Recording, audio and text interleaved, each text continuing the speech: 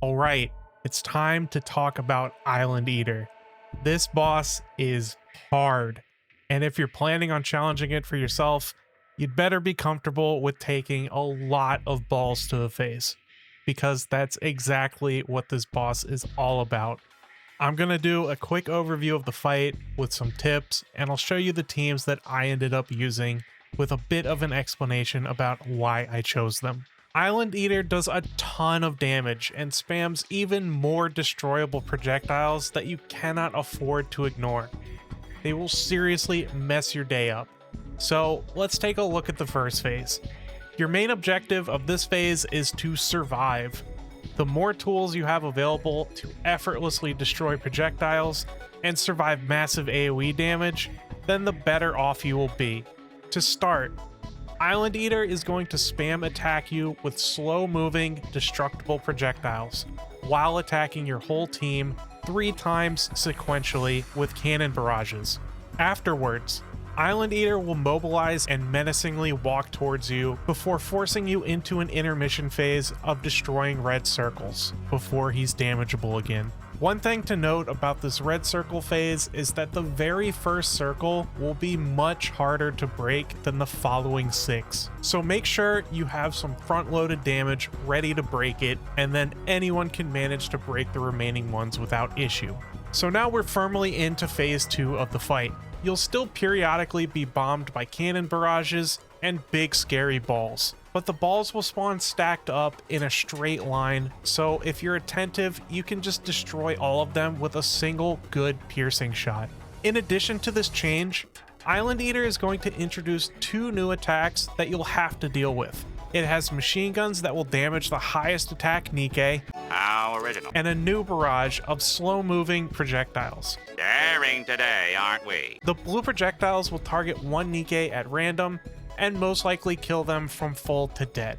You can soak them with high healing or shielding, but you can also avoid them by taking cover. They will barely do any damage to your cover. The machine guns, however, will absolutely shred your cover health. So if your highest attack NIKKE gets targeted while being shot by the machine guns, it might be a restart angle. Both of these attacks can be taunted, so NIKKEs like Treasure Morin and even Tia have a lot of value in this fight. There will be 2 times where you need your iron units to interrupt an attack by breaking circles that are shielded, with lots of other red circles throughout the fight that you'll have to manage as well. The timing on all of these are very unforgiving, but they break with very little damage. Also, it's not a total wipe if you fail, but one of your units will die, and it takes about 10 seconds from the time the circles spawn to the point where it kills your unit.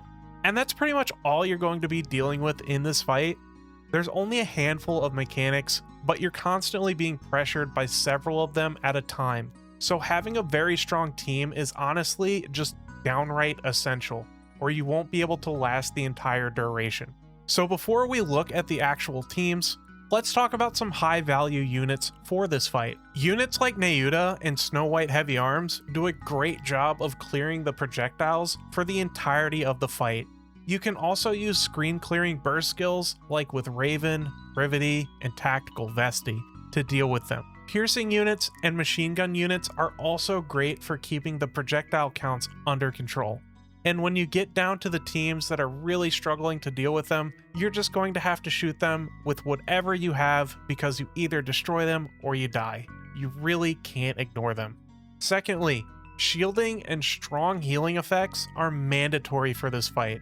I mentioned Tia earlier, and even I was experimenting with her because shields are just so important for this fight to prevent so much damage from cannon barrages.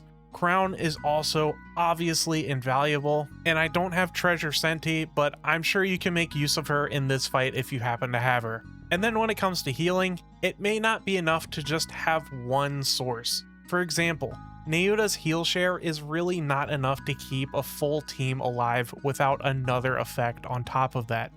Crown plus Naga, Tia plus Naga, the Idol duo, the Maid duo, Treasure Helm, and even Rouge and Blanc are viable choices. And Treasure Morin can really beef up the defenses of your team while basically permanently taunting and self-healing to make for a really comfortable attempt. So that's what you need. You need at least one iron unit, sustain, or defense. You need some way to keep all of those projectiles under control, and you need to cram as much damage into the remaining slots that you have. It's really not easy. But here's the teams that I used. Team 1 was a funnel Rappy comp. Crown, Star Anise, Rappy Red Hood, Treasure Privity, and Naga. You'll see this team used a lot, and the reason is mostly because we only have 2 extremely strong iron DPS, Rappy Red Hood and Summer Cinderella.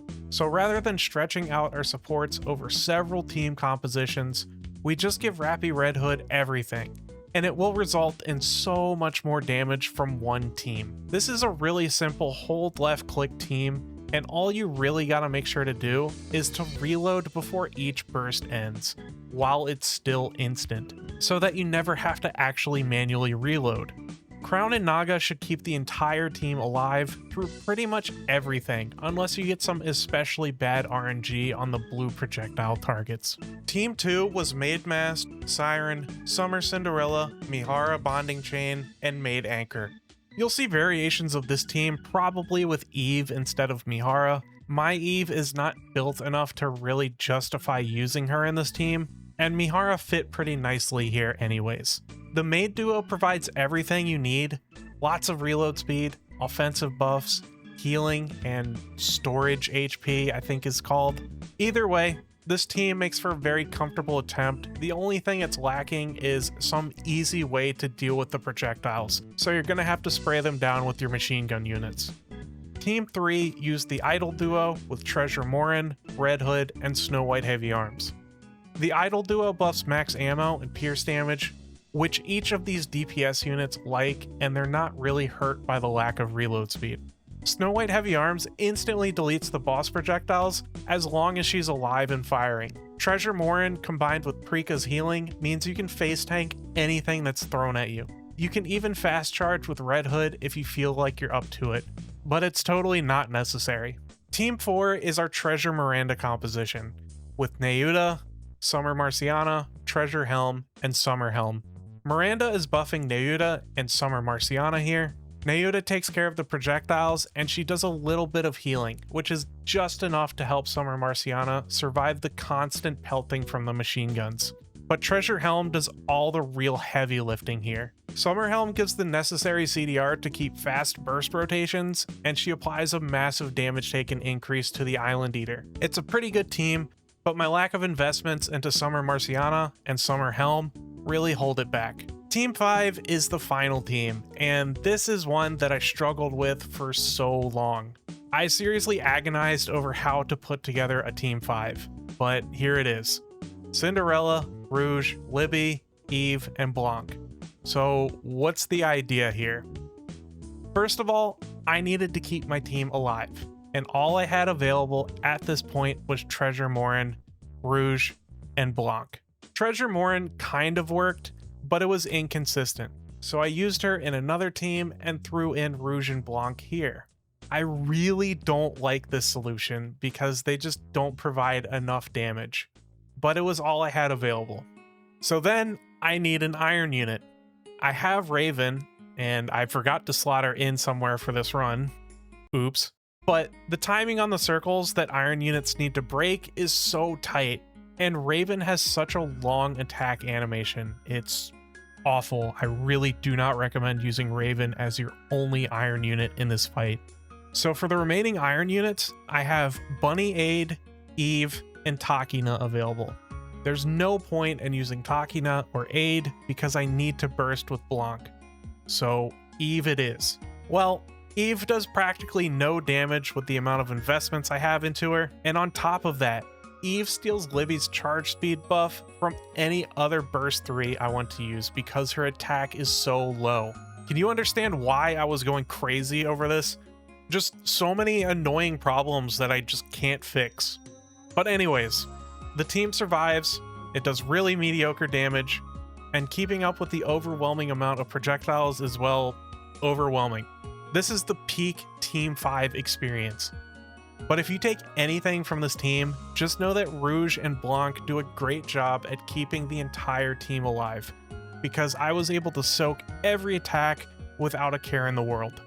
And that's pretty much all there is to talk about when it comes to Island Eater. The fight is really hard from a team building perspective, and I think I'm pretty close to my damage ceiling here. So we'll just have to see where I land on the rankings when the dust settles. Anyways guys, I hope you found this video helpful, and I hope it gave you some ideas. Please like and subscribe if you enjoy my content. Thank you so much for watching, and I will see you next time. Bye!